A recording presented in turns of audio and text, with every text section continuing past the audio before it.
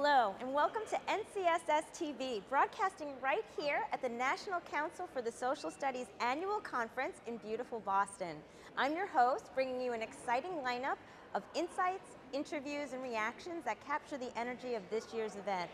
Over the next few days, NCSS TV will deliver exclusive content to keep you informed and inspired, from engaging conversations with NCSS leadership to real-time reactions from attendees. We'll dive deep into the issues shaping social studies education today. Please don't miss our promotional segments where we'll spotlight groundbreaking research and innovative services from leading institutes across the country. Resources you can take back to your classrooms and communities. Be sure to stay tuned by catching NCSS TV on the screens around the Boston Convention Center and on NCSS social media, where we'll keep the conversation going throughout the meeting. So whether you're looking to stay on top of conference highlights or find new ideas to enrich your teaching, NCSS TV has you covered. Thanks for joining us. Now let's get started.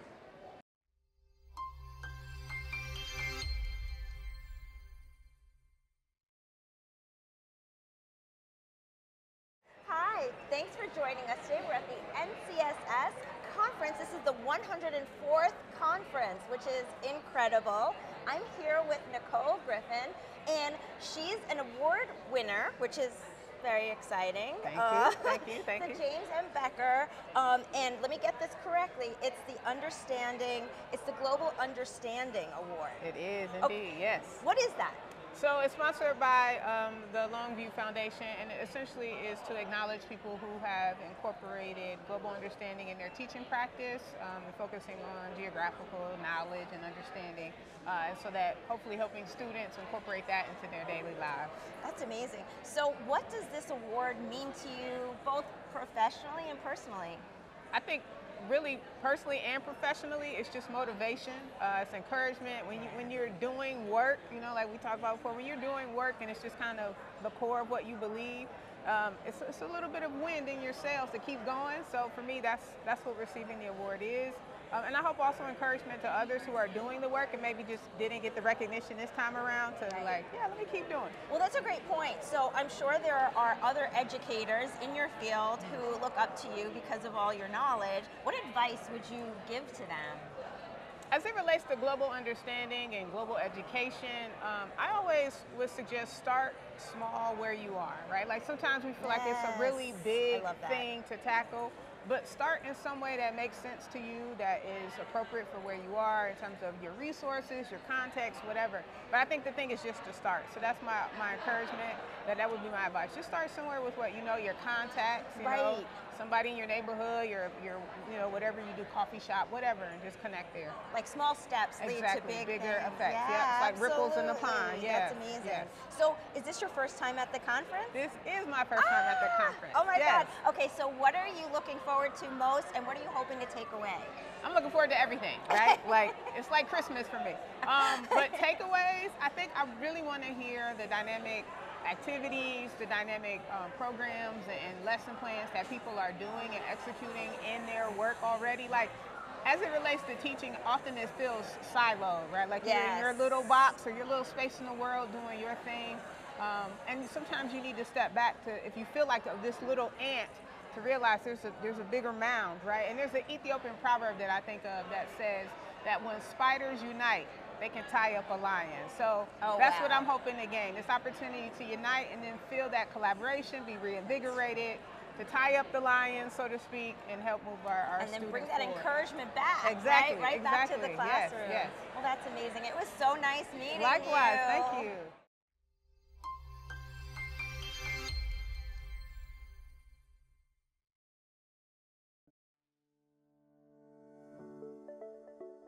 At A+ College Rady, we believe that every student deserves a world-class education regardless of their circumstance. We're a nonprofit that partners with high schools and their middle school feeder schools to ensure that students have access to rigorous coursework. Social studies teachers face a variety of challenges. Oftentimes, social studies education is undervalued.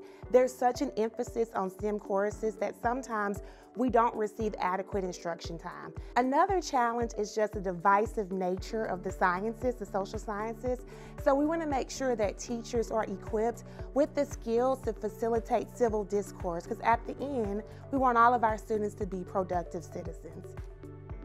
As a new teacher coming on to the A+ College Ready program, we get tons of new resources.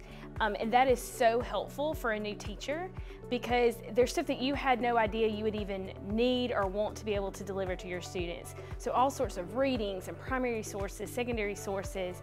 And so having those really improve the content delivery. And then as far as the student engagement piece, it really just helps being able to engage our students in that coursework. By having these primary sources and all of these resources, we're able to get our students involved and engaged in the subject. My students respond positively. They are excited about the methods of teaching that A+ provides, because with this method, it's not your traditional social studies setting where you have a lecture, PowerPoint, notes. They are able to walk around, they can discover the learning, and their voices are heard. So they get to be that individual and learn at the same time. Strategies, just A+ in general, really changed my perspective on how I wanted to actually teach social studies in the classroom. When I first started teaching, I was more of a fact-based teacher.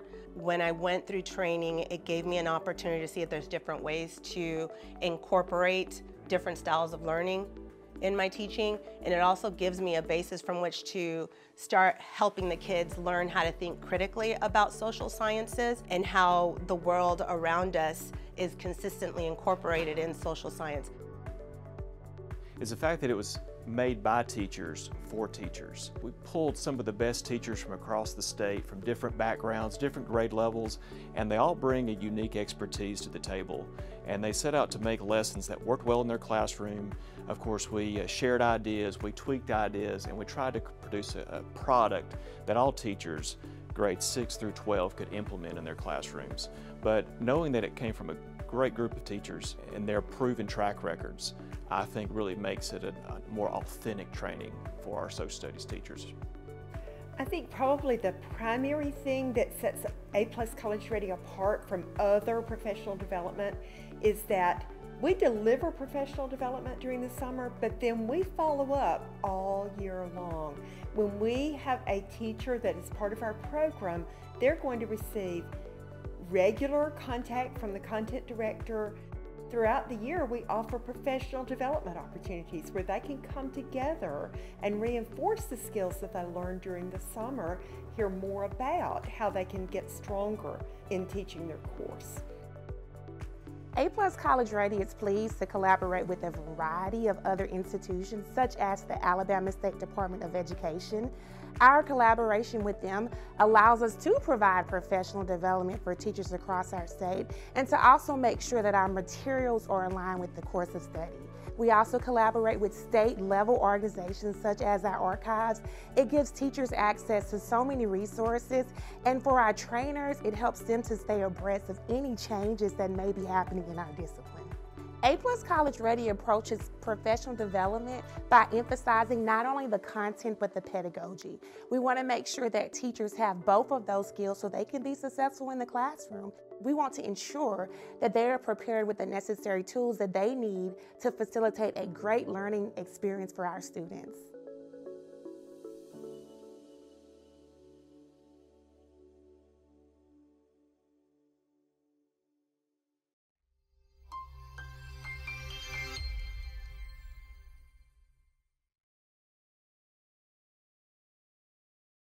Welcome back to NCSS TV, and I am here with Brittany Jones, and you've just won a very exciting award. Congratulations. Thank you so much. I appreciate it. What award was it? Yes, the Larry Metcalf Exemplary Dissertation Award. Wow. Yeah. Okay, so what is that? So it's an award recognizing exemplary research on your dissertation work. So, very honored and very excited to have received that award. That's amazing. Yeah. Okay, so what does that mean to you both personally and professionally? Yeah, personally, just honored that folks would think my work is worthy enough to be awarded. But professionally, I would think this dissertation just really has acted as a catalyst for my current research agenda and the ways in which I'm engaging with my work.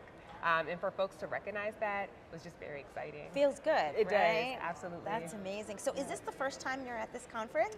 It is not. I've been coming for at least 4 years now. Oh, this is amazing. Okay. All right. So you keep coming back. Why is that? Oh my gosh, I love NCSS so much. I love working with teachers and practitioners, thinking about ways to get what I do, work theory into classrooms that practitioners can use. Those conversations are always so fruitful. That's great. Okay. So do you make a lot of contacts? Always, Yeah, always, yeah. and it's just so helpful for my own practice and my own research when I'm working with my own pre-service teachers.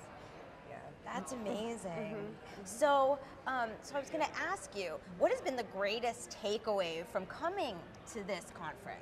Yeah, so it's just learning from teachers. Being in the academic space, it's sometimes you're very much isolated from the work that teachers are actually doing in the classroom. We've heard that. Yes. Yeah, it's common, right? You feel like you're in your own.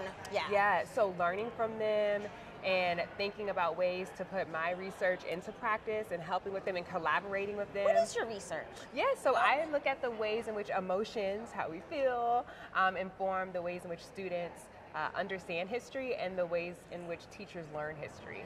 Wow, Yeah. that's fascinating. So you are such an expert, and obviously you've been honored, right, with this award. What advice would you give to other educators? Yeah, so I would say to ask your students every day how they feel, right?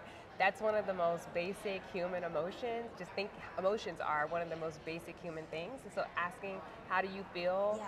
How do you feel about what you're learning? And then incorporating that into teaching engages students in so many ways. That's such an easy thing to forget to do. It is, right. Like just asking people how they are. Yes.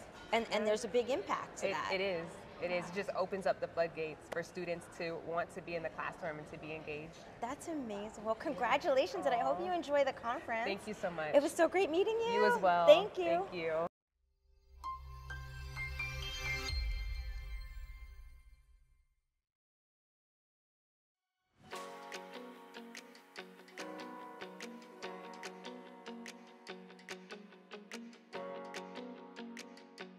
Center for K-12 Black History and Racial Literacy Education is a professional development as well as a research center dedicated to improving how teachers teach about Black history and race in the classroom. So the problem has never been Black history per se, it is what kind of Black history is being taught in our schools, right? So if it's a Black history that focuses on Black heroes or Black people who have adopted some of the principles that we deemed American, right, then that type of Black history is okay, right? But if it's a Black history that critiques the U.S. system or world systems, or if it talks about aspects of oppression, racism, anti-Blackness, sometimes those particular aspects of Black history are pushed aside in favor of the more heroic and progressive Black history.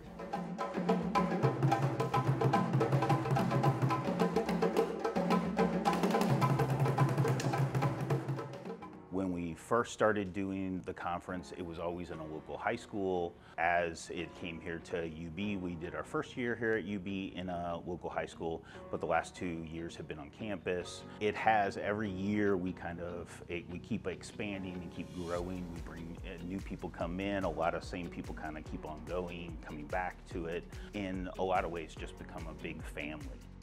What has made it unique to me since I've been participating, probably since 2019, is that it's a convergence of like history educators and actual classroom teachers from K through 12. There's some different conversations that take place because we're talking about actual pedagogy and like practice and instruction that happens like maybe in an elementary school classroom with kindergartners or middle school classroom with 6th graders and high school classrooms, and there's a lot of networking. People are sharing resources, people are sharing ideas, from their presentations, and a lot of the presentations are pretty unique. I've learned a lot, in the multiple years that I've attended this conference, and also even being able to present, and also the feedback that I've received and the questions that the audience members have asked me. bringing together educators across the country who care about these issues, not across the country, across the world, and giving them the space and the opportunity to really reflect and also share with others. And that, number one, has been very helpful for me as a director of social studies education in Philadelphia by being able to offer this opportunity to educators there, but also the 8 Black historical consciousness principles. It shifts the way people even think about how they're planning, and like Lagara says, to teach Black history, not simply the subject, but through the Black lens. So currently in elementary classrooms across the country, teachers are teaching Black history, mostly during Black History Month, oftentimes in social studies, but there are also many states who are banning the teaching of Black history and hard topics, specifically certain Black history texts or picture books in the classroom.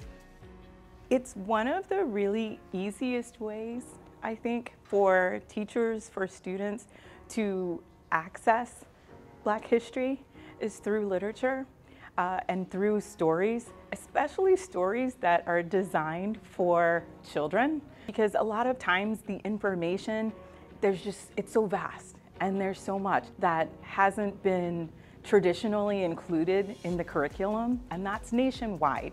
And so having the opportunity now that we can use and that teachers can use to learn about the history and to actually have them, represented in ways that students, children can see themselves, it's like a win-win.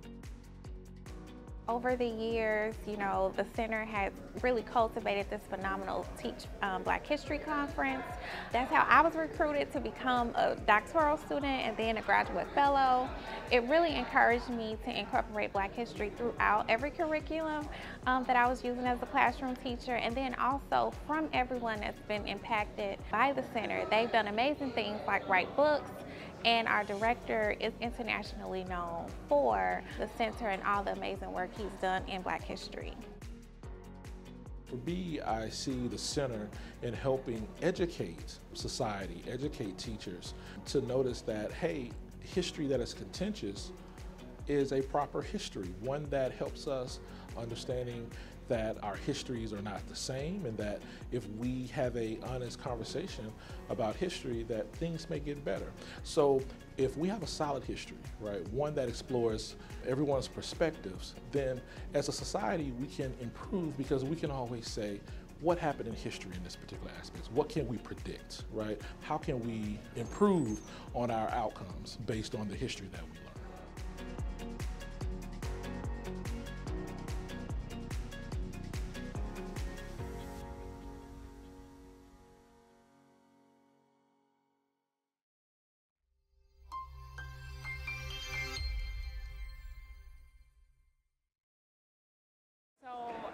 A lot of inspiration for coming to this conference. My role in my district, I am the supervisor for educational equity and inclusion and community relationships. I work closely with our teaching and learning department, and so when you think about like curriculum and community and like bridging those connections, making those connections, learning more about how the content we're teaching needs to also be something that we are carrying into all the spaces, community conversations. I just wanted to make sure that I was bringing a level of support in my sphere of influence, and then thinking about what I can take back and share out, and also support my colleagues.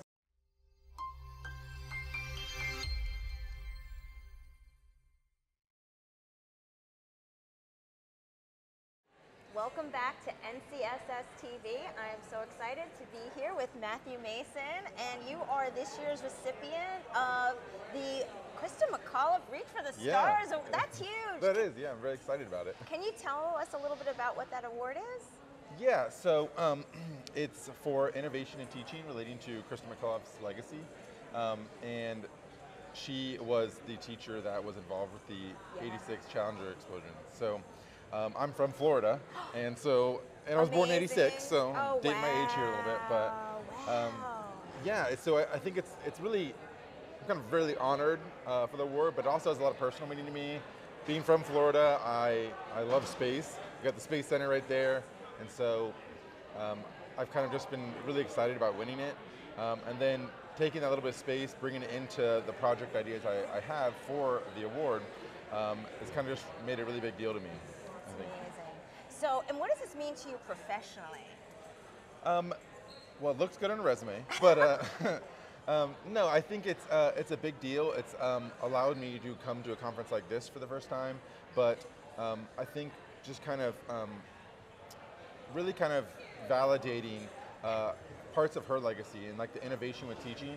I've been a big innovator of bringing new things and like multimedia and different items into education and into social studies, and I think that was part of her legacy and things she wanted to do, and I think the way that I can just honor that, I think is kind of a big deal for me professionally, making me stand out as a teacher and you know, just be part of her legacy is kind of inspiring.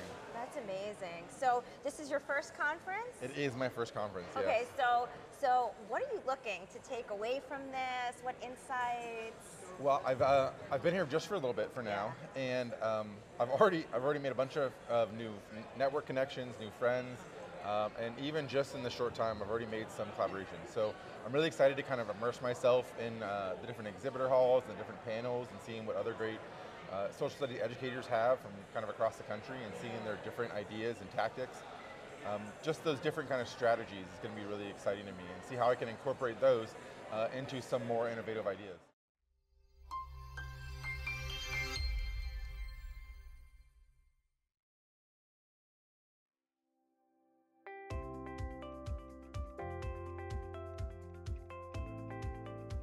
Center X was created after the LA uprisings of 1992, and it was a response from the School of Education, who did some soul searching and sort of realized that they needed to do more to support teachers in urban areas. The mission of the center is to transform public schools, to work towards justice and equity in our communities for our students and for our teachers.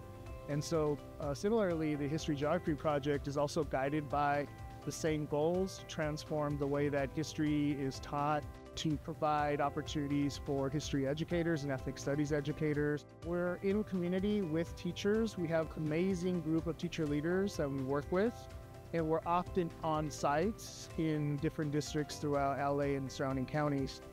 And by being in community with these teachers and being at these sites, we get a firsthand experience of what is happening in our classrooms and in our communities. That allows us to be responsive and provide professional learning opportunities that sort of meet the moment. Currently, there are hundreds of bills that have been passed or that are being passed at the state level that outlaw the teaching of LGBTQ plus history. I've been working with the UCI History Geography Project, and it's been really incredible to work with teachers throughout the region. And we always talk to teachers about the FAIR Act and the importance of teaching LGBTQ history. And what we find is that a lot of teachers agree with us, but they're having trouble actually doing it, actually implementing it. So the main goal is curriculum, but we also are aware of the political climate that we're operating in, right? So it's not just about curriculum. We know that we're doing something called, we are also movement building, right? And so a lot of teachers feel like even if they're doing LGBTQ history in their communities, a lot of teachers feel isolated doing that. One of the main goals, one of the things that's important about this program is bringing together those teachers who are doing this work and are pushing this work forward in their communities to create a community of our own, right? And to create the kind of community that empowers teachers and give them the skills, the knowledge they need to go back to their communities and be even stronger leaders. One has always been committed to sort of celebrating and understanding the lives of LGBTQ people. And that's what we're doing here at our Teacher Symposium. We're developing resources for teachers through a unique partnership with the UCLA History Geography Project, One Institute, the One Archives, and the El Prestige Schools at the LA LGBT Center. And our goal is really to make sure that teachers have the tools and the knowledge that they need to be able to implement the Fair Education Act in California. So I think archival sources and primary sources are incredible troves of information and knowledge. We really value, especially as history educators, the opportunity to actually be here in the archives and engage with those materials directly and think about how they can be useful in our courses and frameworks.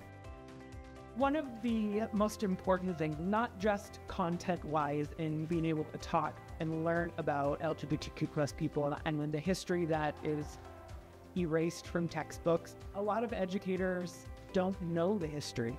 So coming to a symposium like this gives us the historical knowledge that makes us feel more confident to teach students. It's also just a great way to collaborate with one another. You are learning from K through 12 teachers across Los Angeles, learning about the amazing programs and supports that are already in place at other schools that you can kind of borrow and take back to your own school to positively affect student year.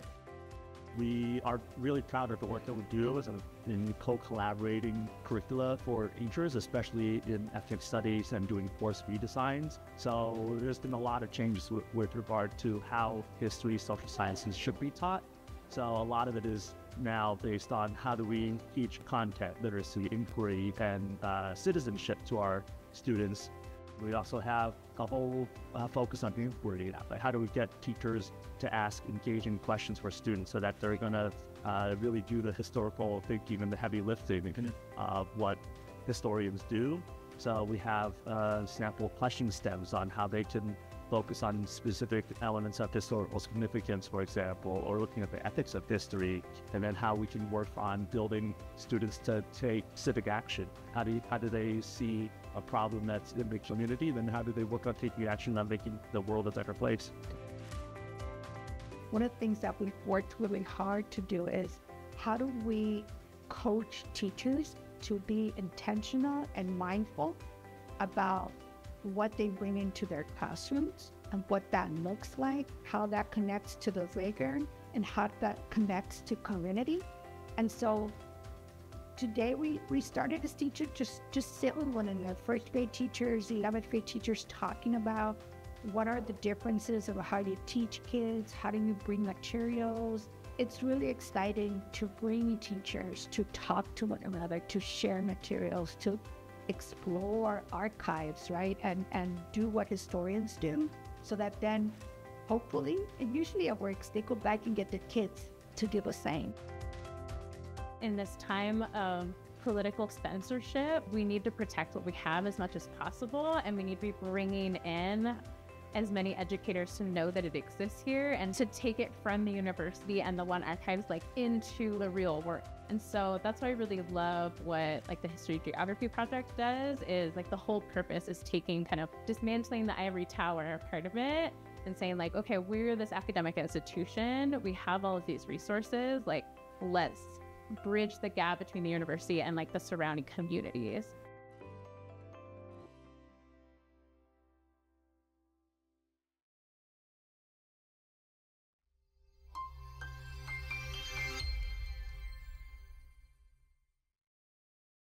I'm interacting with different teachers, learning from elementary, middle school, high school teachers. And as a teacher who teaches 4th, 5th, and 7th grade, it's a space where I can challenge myself and learn so many practical resources. And just be surrounded by people who love what we do and are dedicated to changing the game and being a revolutionary in all sense of the way. And so I really want to take away the practical skills, but also the motivation to keep working, keep pushing, and challenging myself to be better for the kids.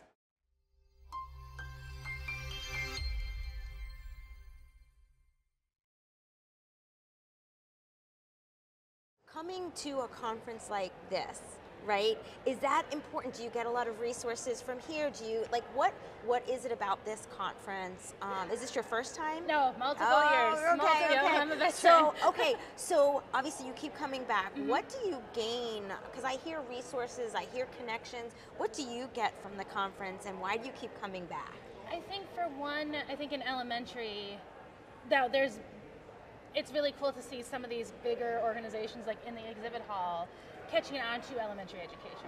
And I would argue that's because there's elementary teachers out there saying we need elementary resources. So you're finding you're starting to see more of yes. that. Nice. Okay. And then it's nice, again, for somebody as an elementary teacher trying to get content knowledge, to come hear historians, it's amazing. To go into sessions that I'm you know what, these are maybe a level above what I would teach, but it's increasing my content knowledge, and maybe there's ways I can adapt this for my younger students. I'm not going to give my kids 15 primary sources at once. Right, but you might come back with something that you have never taught before, or a new angle, or a different perspective. Right. Which is exciting. And so I would encourage, my big thing is elementary teachers come, and unfortunately So is that a rarity? Are there less elementary? There are most definitely a lot less elementary. I gotcha. And I think social studies, NCSS, social studies is doing a better job about defining literacy. Yeah. And literacy is not just reading a book. Right. There's all sorts of different types of literacy. So I'm hoping, like I've seen at this conference, from my state in Wisconsin, there's several elementary teachers here. That's amazing. And I think that is something social studies in general can do a better job, and it's getting better, but reaching out to other elementary with the understanding that, you know, not everybody has 50 minutes of dedicated social studies time the way This was so cool. Thank you so much. This No was such problem. Thank you for a inviting great me. conversation, and congratulations Thank you. again on the award. Thank you.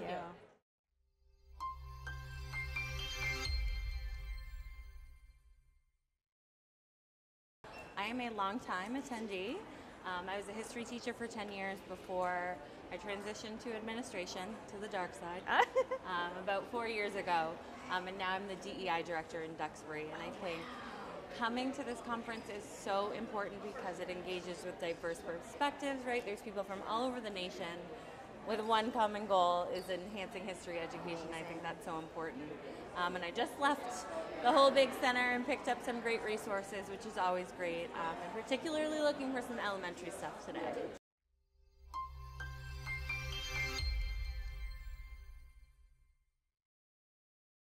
As we wrap up another incredible day here at the NCSS annual meeting in Boston, we want to thank you for tuning in to NCSS TV. It's been a privilege bringing you the energy, ideas, and innovations that make this event the premier gathering for social studies educators. From inspiring interviews with leadership to thought-provoking insight from attendees and our deep dives into cutting-edge research and resources from institutes across the U.S., we hope you felt the pulse of this extraordinary community. But this is just the beginning.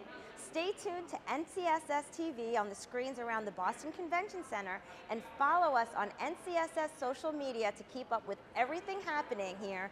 There's still so much more to explore, and we'll be here to bring it all to you.